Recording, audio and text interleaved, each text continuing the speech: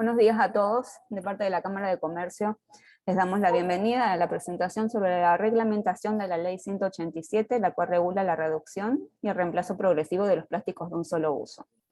Hoy nos acompaña el doctor Miguel Flores, director nacional de la Dirección de Verificación del Desempeño Ambiental, y el ingeniero Kirvin Lañas, evaluador, ambos de la misma dirección y del Ministerio de Ambiente. Doctor, le damos la palabra. Muchísimas gracias. Sí, muy buenos días a todos los presentes. Me es grato tenerlos aquí para poder hacer un conversatorio acerca de la ley 187 que reemplaza progresivamente los plásticos de un solo uso, de tal manera que al Ministerio de Ambiente le había tocado a manera de responsabilidad reglamentar dicha ley para que pudiera ser implementada debidamente. Así que posteriormente a la promulgación de esta ley 187, pudo surgir finalmente lo que es el decreto ejecutivo número 9, que regula la ley 187 del reemplazo progresivo de los plásticos de un solo uso. Y para ello se había convocado a la participación ciudadana, ya sea el sector privado, los entes públicos, la sociedad civil, ONG, universidades, y realmente hubo una amplia participación para ir fortaleciendo y robusteciendo la reglamentación de dicha ley. Sin embargo, en el transcurrir del tiempo, cuando la ley se ha ido implementando, ya que se divide en 3 fases, donde tipifica en el artículo 9 de la misma el tipo de plástico de un solo uso, que estarían prohibidas su producción o comercialización a nivel nacional, y que esto obviamente tocaría al sector empresarial, que realmente muchos se dedican ya sea a la importación y comercialización de los plásticos de un solo uso. Así que era necesario realizar pues algunas reuniones con sectores que manifestaron ciertas inquietudes, sus comentarios, y cuyos aportes hicieron que finalmente pudiéramos dar a la luz pública el decreto ejecutivo número 9. Así que la ocasión es propicia para el intercambio de cualquier comentario, sugerencia o aclaraciones que, si están a nuestro alcance, con mucho gusto podríamos pues en este modo de conversatorio aclararles, y que de antemano sí le digo que de acuerdo a lo especificado en ese artículo 9, si fueron ciertos tipos de plásticos, lo que está allí descrito es lo que es válido, y a veces han surgido otras interpretaciones, incluyendo plásticos de un solo uso que no están allí, pero que como hay una cierta confusión, hay dudas al respecto, y por eso estamos aquí para poder solventar algunas de esas dudas, y a nuestro alcance o cualquier cosa que tenga alguna implicación jurídica, con mucho gusto estaremos pues elucidándole cualquier inquietud o cualquier aclaración que a bien ustedes requieran. Así que mucho gusto participar con ustedes en este conversatorio.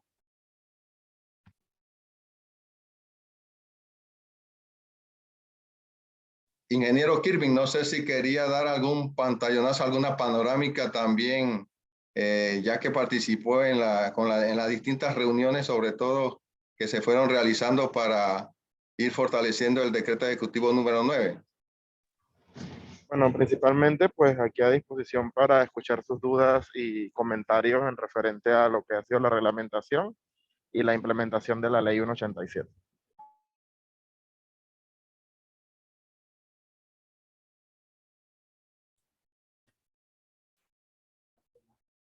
Tenemos una pregunta que creo que debe finalizar Clara Martínez, en cuanto a los productos que son elaborados en esta fábrica: shampoo de cabello, tratamientos colapsibles en cremas de manos y cuerpo, por ejemplo.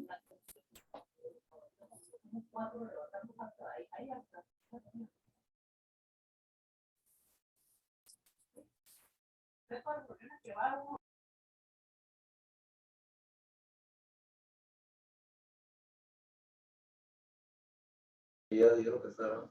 Sí, recuerden que es lo que en la primera fase que ya estaban, por ejemplo, cuando eran todo lo que eran los palillos, eso de los soportes de los globos, lo de cócteles, lo que eran para utilizar la limpieza de oído, todo esto, digamos los cobertores de plástico para la lavandería, etcétera.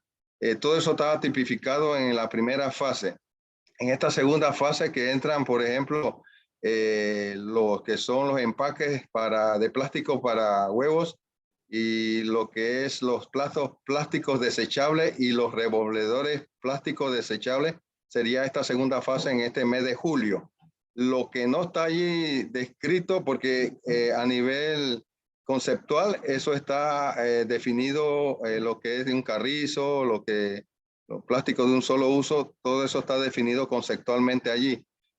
Lo que no está tipificado o especificado en la lista del artículo 9 no entra a la prohibición, sino que más bien recuerden que hay que hacer lo que es bastante educación ambiental, concientización, comunicación, de tal manera que también de manera voluntaria se puedan ir a través de iniciativas del sector empresarial o los que distribuyan o comercialicen otros tipos de plástico de un solo uso, que de manera voluntaria puedan eliminarlos gradualmente. Así que realmente esto era como para abrir el compás, ya que existía un exceso de los plásticos que se estaban acumulando en los ecosistemas, sobre todo en nuestros cursos hídricos y finalmente a la zona marino-costera, y era necesario pues tomar esta iniciativa que entró a través de la Asamblea Legislativa, a través de la iniciativa del honorable diputado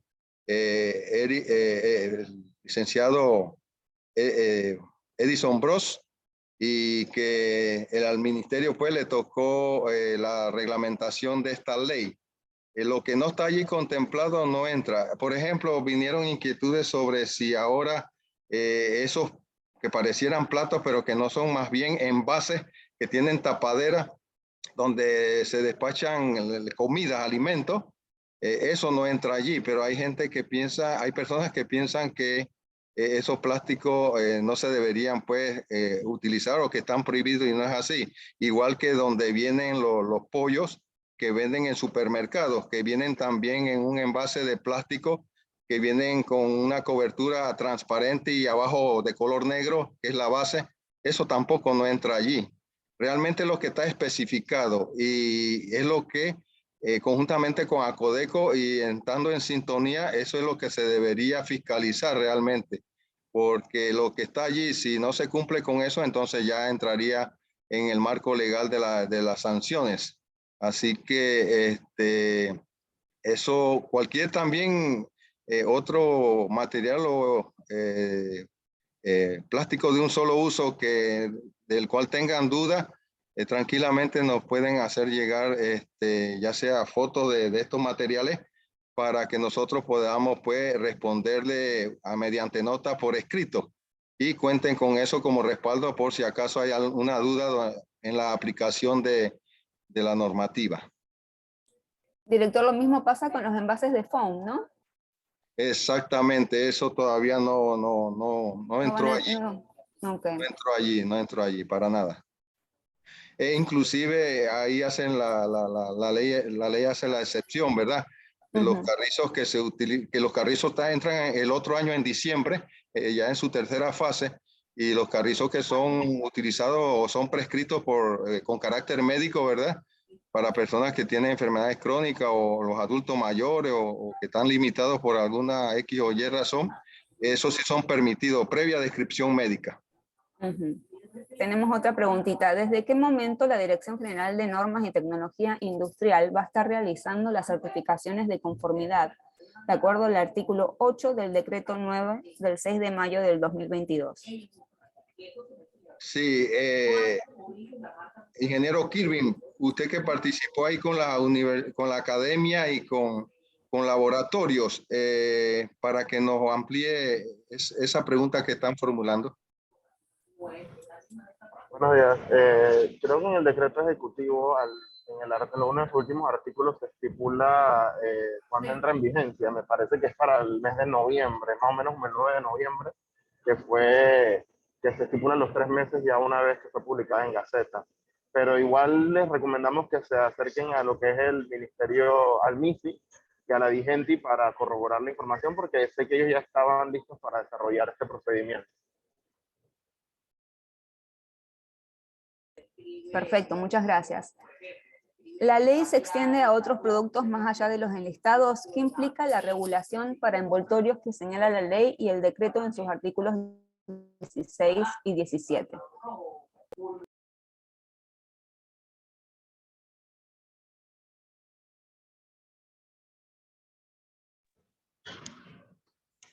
Hola, si se me permite, entonces responder. Principalmente lo que habla sobre el tema de los envoltorios es el incentivo a lo que es la sensibilización y educación hacia los consumidores para la adecuada disposición de estos.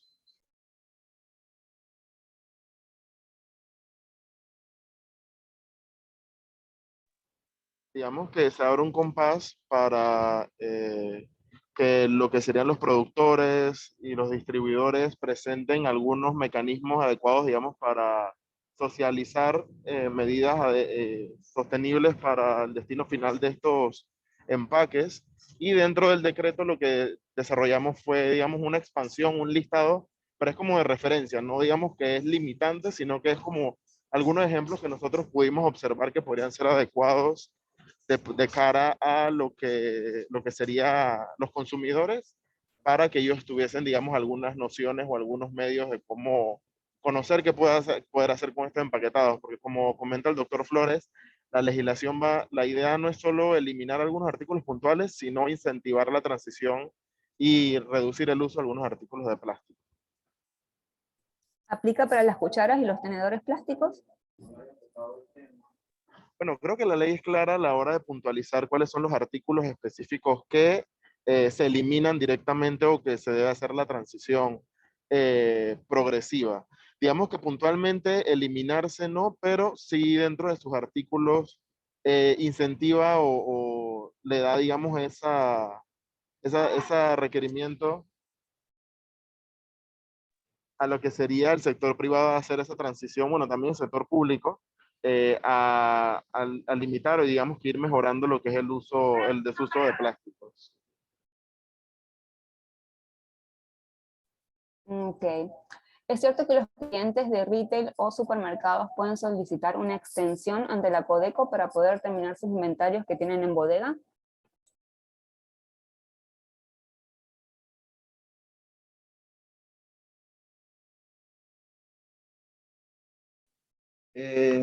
Realmente si no son de los que están tipificados en la ley 187, sí se pueden utilizar. No obstante, lo que ya, como entró en vigencia dicha ley, ya no podemos como soslayarla y tenemos que cumplir a pie de letra con los tipos indicados de plástico de un solo uso que están allí contemplados. Sin embargo, he visto que empresas que en stock todavía tienen de esos materiales, como es a nivel nacional, eso no les quita o les resta que, digamos, a nivel internacional en otro país se utilicen como materia prima o algún insumo para generar otra clase de subproducto o producto. Sin embargo, dentro de la frontera nuestra, sí, lo que está tipificado ahí no se puede ya utilizar o comercializar. Muchas gracias. Con relación a las certificaciones del material de reemplazo, el decreto menciona una documentación que se debe presentar. ¿Existe un listado de las pruebas que se deben efectuar al material y en qué sitio se puede consultar? Ingeniero Kirvin, para ver si nos apoya ahí.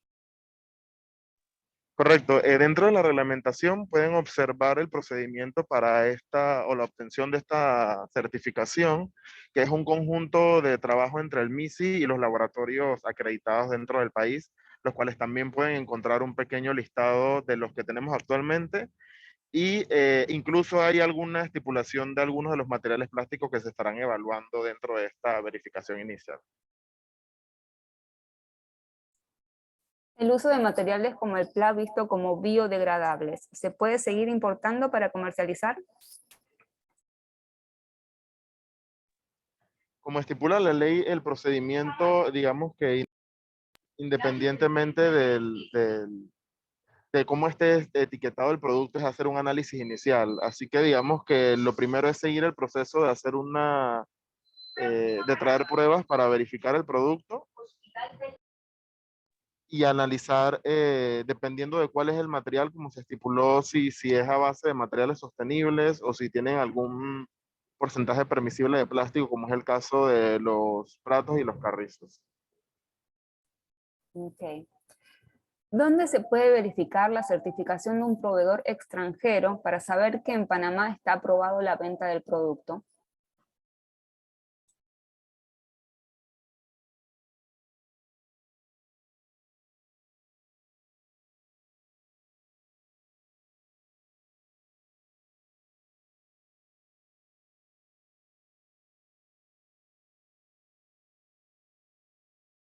Yo diría que tenían que acercarse al MISI, porque ellos es la parte de la conformidad técnica de las certificaciones. Y allí ellos son los que deberían emitir realmente la certificación de que esto se podría utilizar a nivel del país, de lo que se trate, ¿no?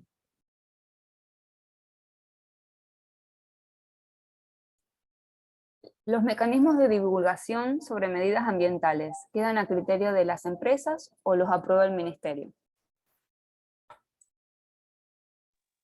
Es total criterio de las empresas. Nosotros solamente colocamos un listado, como comenté, de recomendaciones, más no es un listado obligante.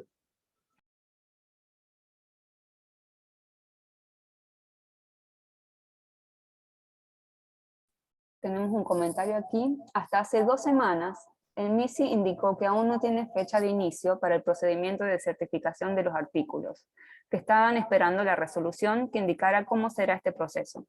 Agradecemos puedan revisar este tema con los mismos, tomando en cuenta que el proceso en los laboratorios probablemente demore más de un mes. Y si llegado noviembre aún el procedimiento con el MISI no está establecido, no se van a tener los productos certificados a tiempo. Es importante que el MISI inicie este proceso cuanto antes. Yo les recomendaría, no sé qué posibilidad hay de tal vez hacernos este comentario de manera formal, tal vez por correo, para así tener, digamos, una base y hacer las consultas o los comentarios con lo que es el equipo del MISI. Ingeniero, usted nos puede escribir en el chat el correo donde los miembros pueden escribirle, por favor.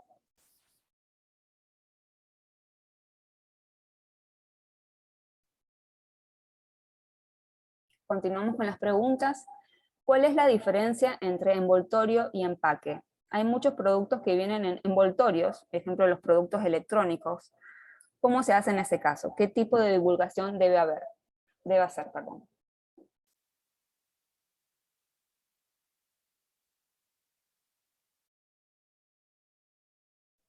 Bueno, realmente esa es una línea delgada.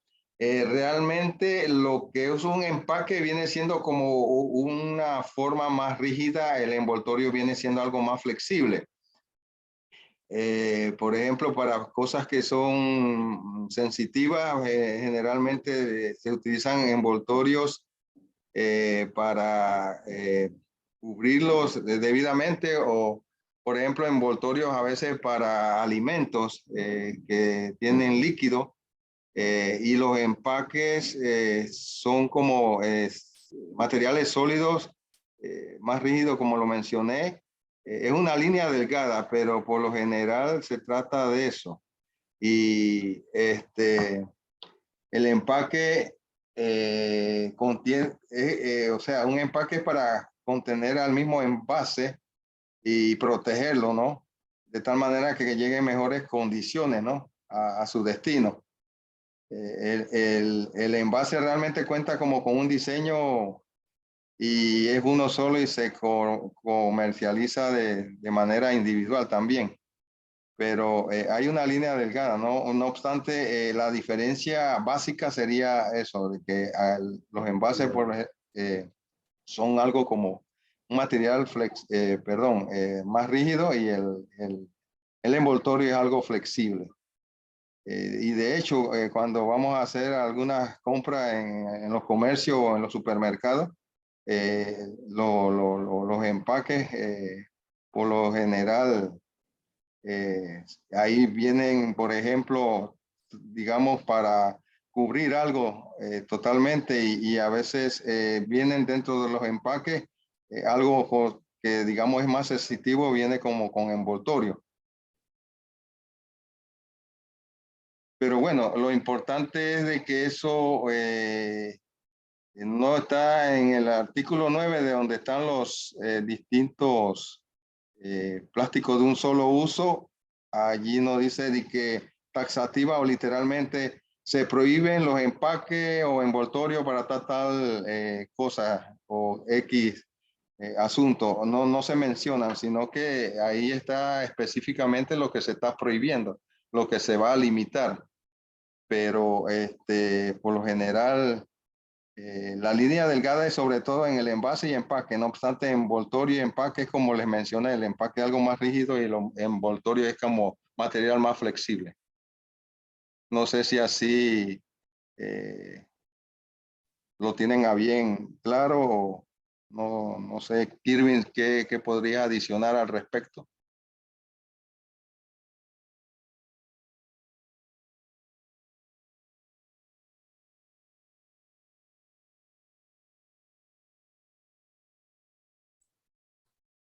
Seguimos con las preguntas, si no. Con respecto a los envases de Tetra Pak de 200 ml que vienen con un carrizo, ¿estos también se tendrán que eliminar?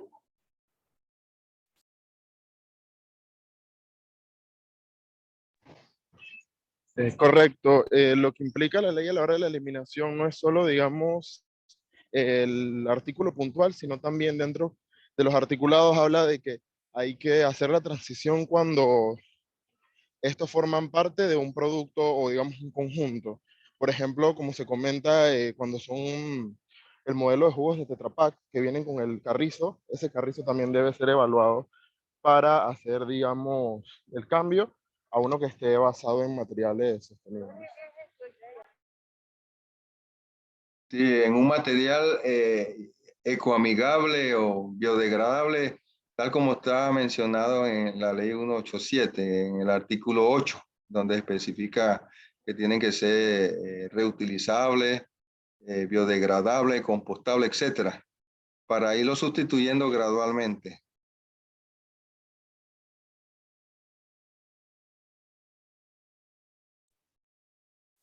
Otro comentario. El artículo 9, numeral 11 de la ley 187, establece categóricamente la prohibición de platos plásticos desechables. Sin embargo, no quedó precisado en la reglamentación el alcance o no alcance hacia todo una diversidad de envases, contenedores abisagrados para alimentos, frutas, vegetales, comidas frías o calientes, comidas con salsa.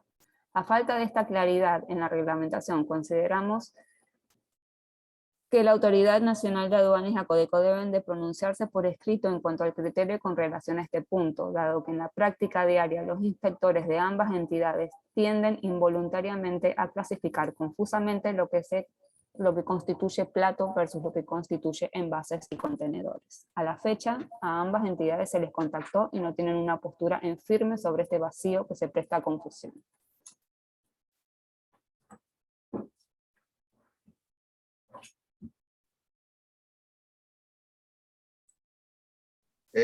De parte nuestra del Ministerio de Ambiente, nosotros vamos a comunicarnos con Codeco para poder estar ahí en la misma frecuencia, ¿no? Porque, por ejemplo, si hay un envase y que tiene una cubierta o como una tapa, eso no está especificado en la ley, pero como son plásticos de un solo uso, se ha puesto en duda o ha entrado en confusión de si está prohibido o no está prohibido. Entonces, asimismo nos hicieron llegar fotos de una diversidad de estos tipos de envases que son parecidos, pero que no es como los platos de plástico desechables, que realmente son esos platos que vienen inclusive a veces con cuchillo, cucharita de plástico o tenedor de plástico, los cuales obviamente no se prohibieron, pero sí el plástico, los platos de plástico desechables sí se prohibieron para tener un tipo de plástico con que iniciar. No obstante, por ejemplo, ahí están la cuchara, los tenedores y cuchillos y no han sido prohibidos. Pero se trata de ese plástico, de ese plato de plástico desechable, el cual conocemos que es plano y por lo general ahí donde se sirve comida o se utiliza para fiestas, básicamente.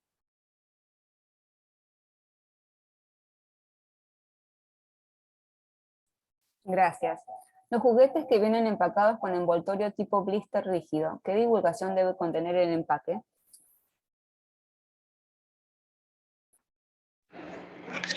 Creo que como comentamos, no se limita a que la divulgación sea, digamos, en el artículo directo, sino que también puede ser que tal vez los distribuidores o proveedores utilicen otros mecanismos de divulgación, tal vez cuñas en los medios o el tema del uso de las redes sociales. O sea, hay diferentes maneras de publicar y sensibilizar al consumidor más allá de si es factible o no, digamos, colocar. Obviamente es más directo colocarlo en el producto per se o en su empaquetado, pero sabemos que hay limitantes tanto en costos como en aplicación o en factibilidad para desarrollar esta práctica. Por eso que si vemos no, y como comenté antes, no es un listado limitante ni obligante de que sean algunas acciones puntuales, sino que lo que se incentiva o se da el compromiso es hacia desarrollar esta práctica de sensibilizar a los consumidores.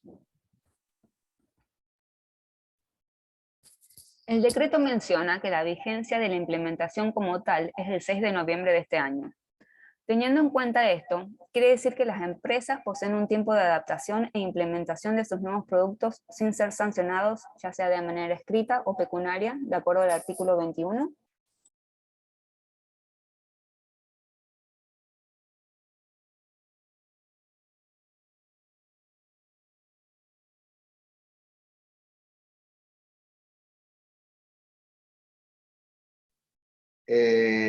Realmente por ahí nos acompaña la parte legal, si no me equivoco, la licenciada Francis está por allí para ver si nos apoya desde el punto de vista de las implicancias legales del artículo 21 del decreto ejecutivo 9,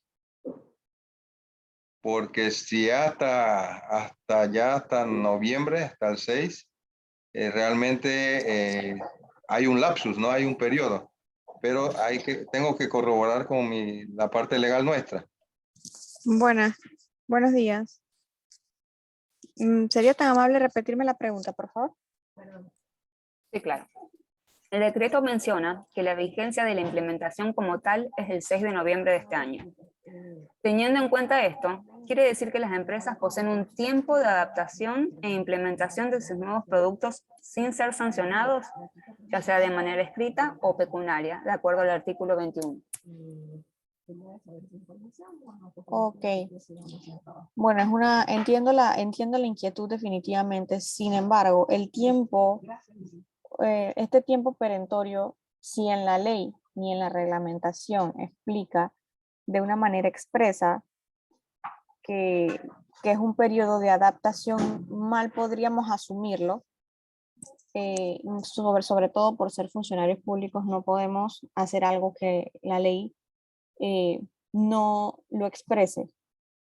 En ese sentido, no podría asegurarles que este periodo va a ser un tiempo de adaptación o de transición para los comercios, porque de hecho las prohibiciones y las disposiciones de la ley se encuentran vigentes. O sea, mientras esté la ley vigente, debe acatarse lo que allí se dispone. Por ende, concluyendo, pues no podríamos indicarles que ese periodo es un tiempo de adaptación si así no se expresa específicamente la normativa. Muchas gracias.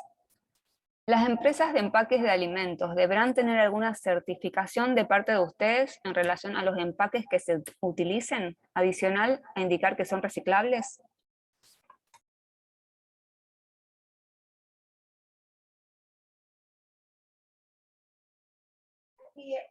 Es una pregunta legal. Me parece que es más una cuestión técnica. Sí, con el ingeniero Kirvin, sí, que él siempre nos Bueno, creo acompaña. que así como comenta la compañera Francis de legal, es algo que no está tampoco estipulado en la ley y creo que hasta el momento nosotros no damos certificaciones para temáticas de productos alimenticios. Entonces creo que no es algo que está implicado dentro de lo que estipula la ley. Y si vemos también dentro de lo que hay que reiterar es el proceso digamos, las estipulaciones de las entidades fiscalizadoras. El Ministerio de Ambiente no es una entidad fiscalizadora del tema de los productos o del tema del cumplimiento de lo que sería la comercialización o el uso de los artículos plásticos. Nosotros tenemos lo que es la fiscalización y la implementación del plan estratégico para la transición de plástico a un solo uso, que será, digamos, una estrategia de gobierno, más no lo que es el seguimiento directo a los cumplimientos de algunas de lo que serían las prohibiciones o adecuaciones que implica la ley.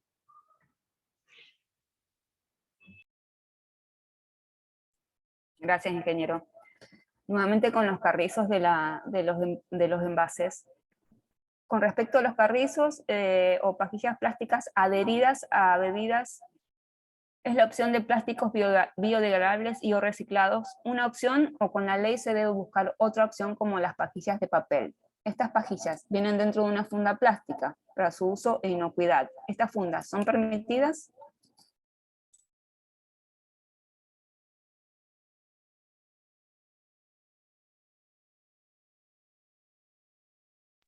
Claro, como comentamos ya reiteradas veces, lo que implica la ley a la hora de la prohibición o el reemplazo son artículos puntuales y el uso de estos artículos en conjunto con otros tipos de productos, por ejemplo, como comentamos, los jugos que vienen con carrizo. Más no se limita el uso de los empaques plásticos, sino que se incentiva a educar lo que es la disposición final o la sensibilización hacia los consumidores, y obviamente desarrollar la transición progresiva de los plásticos de un solo uso en general. Así que en teoría, pues no, digamos que la ley no implica el tema de que esté limitado el empaque plástico que ya venga dentro de los carrizos, que obviamente son para el tema de asepsia e inocuidad alimentaria.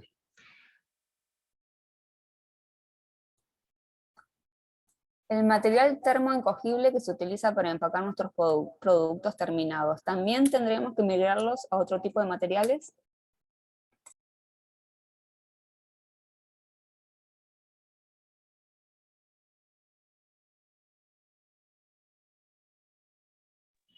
Disculpe, no comprendí la pregunta, no sé si la puede repetir y tal vez el doctor Flores pueda darnos una respuesta en el tema. Creo que es un tema como técnico, me parece. Sí, claro. El material termoencogible que se utiliza para empacar nuestros productos terminados, ¿también tendremos que migrarlos a otro tipo de materiales?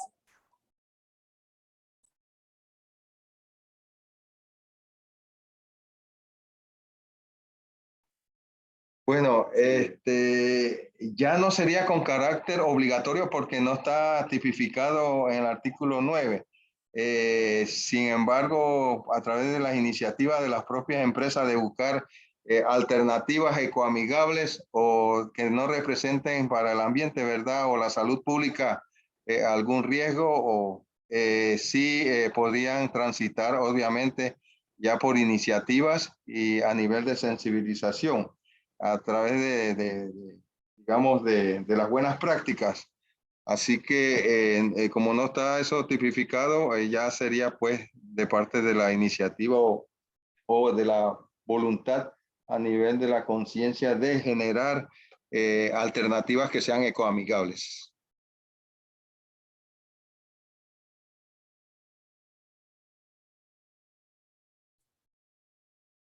En el caso de los envases que pueden ser recalentados en microondas y son utilizados para expendio de alimentos, ¿entraría dentro de las eliminaciones?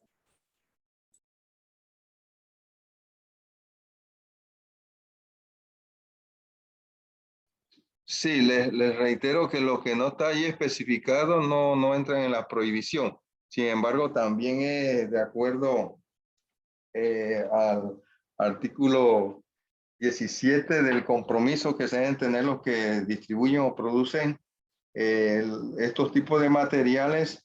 De lo que nos preocupa finalmente si eso se desecha debidamente o se recicla a través de un mecanismo apropiado, porque los plásticos nunca fueron el problema como tal, porque se prestaron para diversos fines y fueron muy prácticos y útiles. Sin embargo, el problema de qué hacíamos con ellos, la disposición final, fue lo que nos llevó a esta gran problemática. Y en esos entuertos lo que se hizo pues es para allanar el camino, regularlos de tal manera que podamos transitar progresivamente a tener, digamos, materiales alternativos que no impliquen pues ni amenaza o riesgo a los ecosistemas ni a la salud pública. Pero es más o menos así en el sentido de que como no está tipificado, sí a través de las iniciativas empresariales buscarán gradualmente pues alternativas que sean inocuas o no representen pues contaminación o riesgos tanto al ambiente como a la salud pública. Muchas gracias. El decreto ejecutivo menciona en su artículo 25 la entrada en vigencia de la norma, que son 6 meses después de su promulgación. Con esto no se hace énfasis que a partir de ese momento regirá el articulado.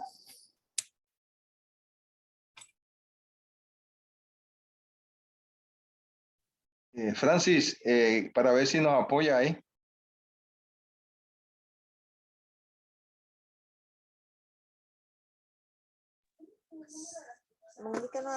Me indica nuevamente la pregunta, por favor. El decreto ejecutivo menciona en su artículo 25 la entrada en vigencia de la norma, que son 6 meses después de su promulgación. Con esto no se hace énfasis que a partir de ese momento regirá el articulado. Sí, es correcto. Ese sería el procedimiento, o sea, desde el momento en que se indica que la entrada en vigencia es en determinada fecha, pues se entiende que ahí es donde empezará a regir el articulado. ¿De cuánto es el rango o porcentaje tolerable de aquellos productos que poseen plástico? Porque en el párrafo 4 del artículo 8 mencionan sin limitarse e indica una lista de 10 plásticos en caso que se detecte la ausencia. ¿Quiere decir que se puede extender la lista de plásticos aunque la norma no los mencione?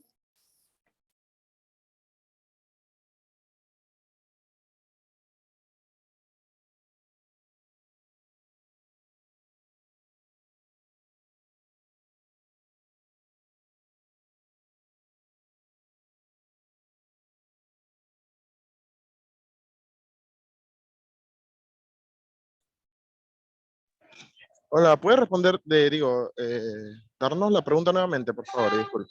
Sí, claro. ¿De cuánto es el rango o porcentaje tolerable de aquellos productos que poseen plástico? Porque en el párrafo 4 del artículo 8 mencionan sin limitarse e indica una lista de 10 plásticos, en caso que se detecte la ausencia. ¿Quiere decir que se puede extender la lista de plásticos aunque la norma no los mencione? Gracias. Bueno, lo que implica el tema del listado de plásticos es lo usual que se ve como materia prima para estos productos.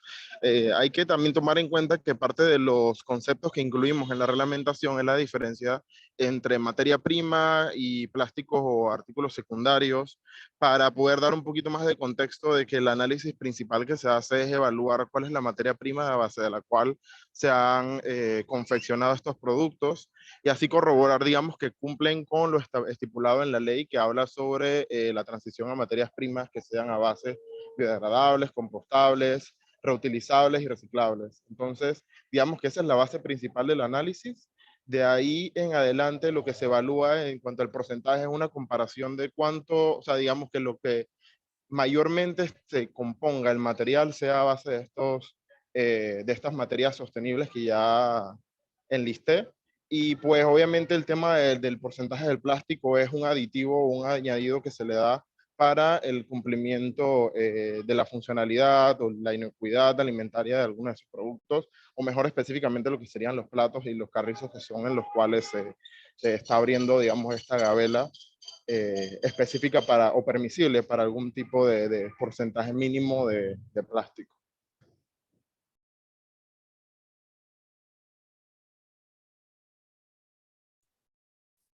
En algunos casos, realizar el cambio de material puede requerir todo un proceso de validación, negociación con proveedores, cambios en equipos, máquinas, que puede tardar meses para estar técnicamente preparados. Por esta razón, es importante asegurar el periodo para poder iniciar y realizar las pruebas de análisis de materiales que la ley solicita.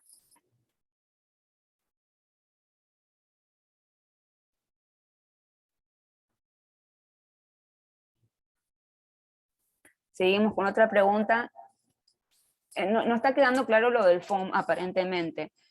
¿Las fiambreras, envases plásticos para servir comida con salsa, se pueden o no se pueden utilizar? ¿O solo se pueden usar las de foam?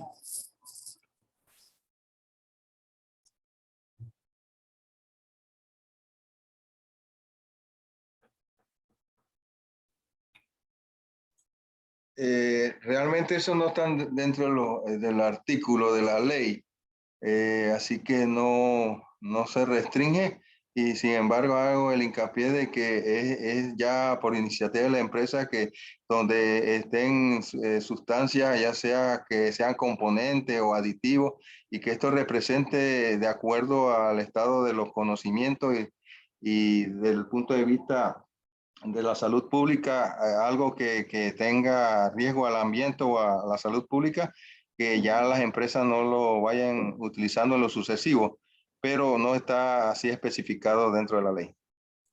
En definitiva, doctor, todo lo que es foam se puede utilizar. Por el momento sí, porque eso no está taxativo literalmente especificado.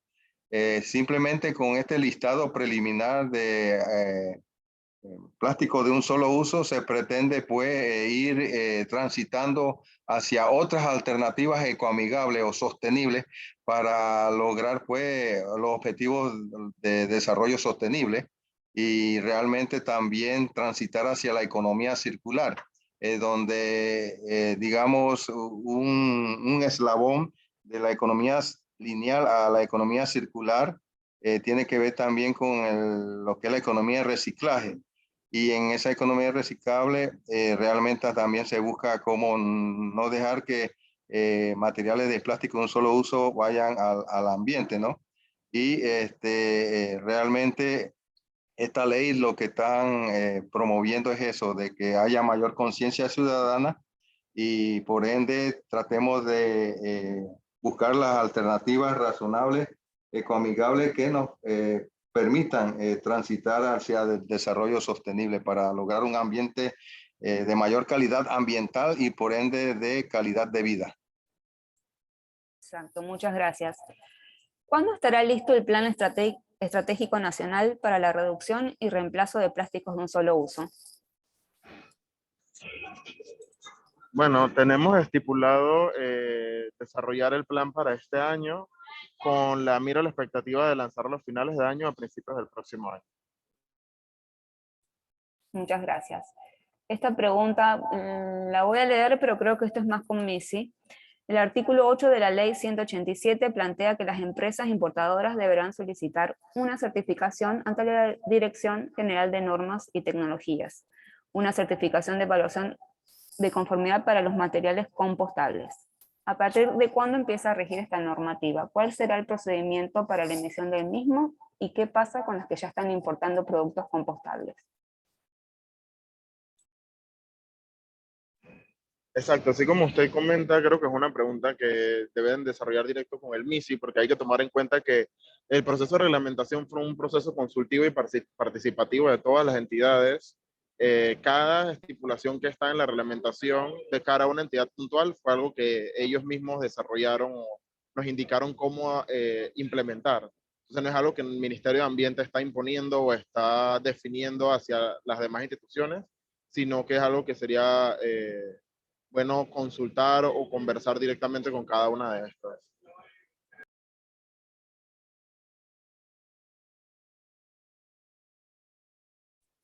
Gracias. Sería muy positivo que el Ministerio de Ambiente, como entidad responsable de la reglamentación, propiciara un enlace directo con los departamentos pertinentes en la Autoridad Nacional de Aduanas y ACODECO, para que ambas se pronuncien por escrito en cuanto a diferencia entre platos plásticos desechables y envases, contenedores, bandejas. Y si es posible, compartan estos contactos con los miembros.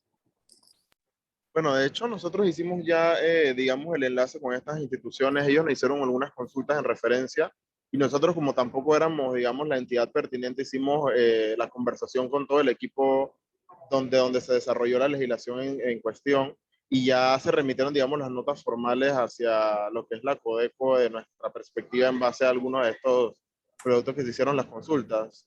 Así que igual queda de parte de ellos también, como han comentado aquí, que sería bueno que remitan algún tipo de documento o nota abierta en referencia a cuál será el procedimiento o las normas, o digamos los lineamientos que tomarán ellos a la hora de la evaluación y la fiscalización en los comercios.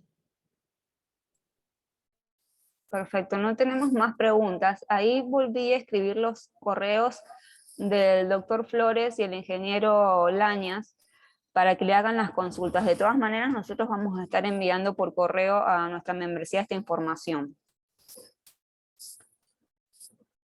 Si alguien más tiene alguna pregunta.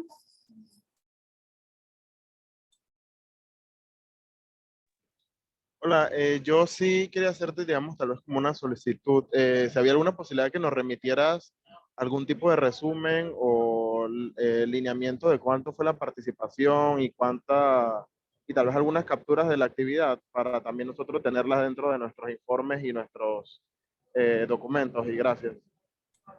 Sí, claro, ingeniero.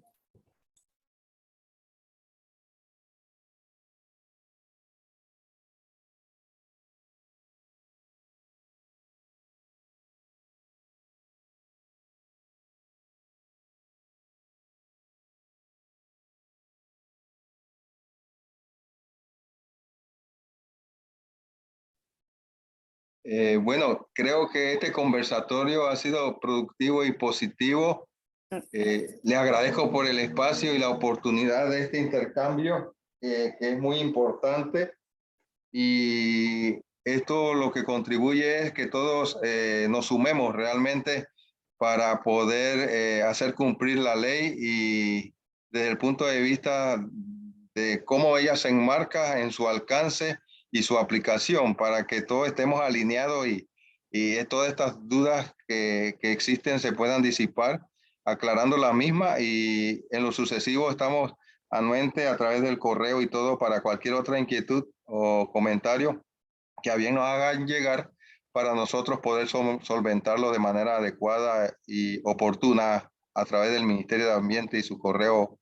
Así que ha sido muy positivo y bueno, ustedes saben que nosotros estamos para apoyarnos y apoyarlos en lo que a bien ustedes requieran.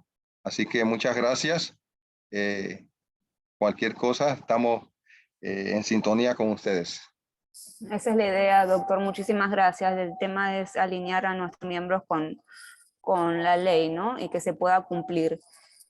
Vamos a estar, sí, compartiendo la grabación con los miembros y vamos nuevamente a estar enviando los correos donde se puedan comunicar con el doctor Flores y el ingeniero Lañas. Muchísimas gracias a todos, especialmente al doctor y al ingeniero por esta oportunidad y este espacio.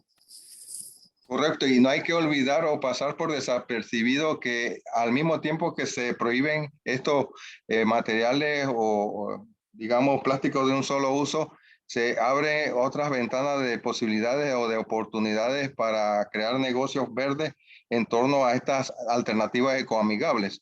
Y así que estaremos también desde ese sentido al tanto de ver cómo las empresas buscan esos mecanismos, esas opciones o alternativas, y eso será un plus para ellas, ¿no? Porque hay por parte del consumidor, una alta expectativa para para ver qué se utiliza a futuro como alternativa, que sea ecoamigable y que cumpla simplemente con las especificaciones de la ley.